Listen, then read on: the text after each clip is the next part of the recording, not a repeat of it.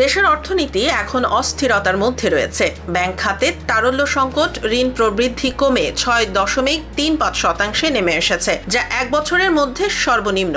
রপ্তানি আয় জুলাই সেপ্টেম্বরের মধ্যে 5.64% নেমে এসেছে। একই সময়ে আমদানি ব্যয় তুলনামূলকভাবে বেশি, মূল্যস্ফীতি উচ্চ, প্রবাসী আয় বাড়লেও সামগ্রিক অভ্যন্তরীণ চাহিদা কমেছে।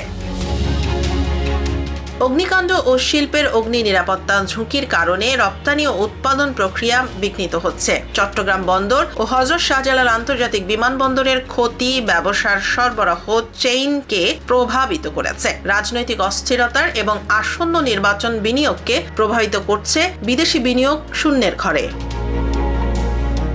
বিশেষজ্ঞরা বলছেন, অর্থনৈতিক পুনরুদ্ধারের জন্য এখনই প্রস্তুতি নিলে আগামী নির্বাচিত সরকার দ্রুত সংস্কারমূলক পদক্ষেপ নিতে পারবে। বিনিয়োগ ও উৎপাদন বৃদ্ধির জন্য স্থিতিশীল রাজনৈতিক ও ব্যবসা বান্ধব পরিবেশ নিশ্চিত করতে হবে, অন্যথায় দেশের অর্থনীতি আরও মন্দার দিকে ধাবিত হতে পারে।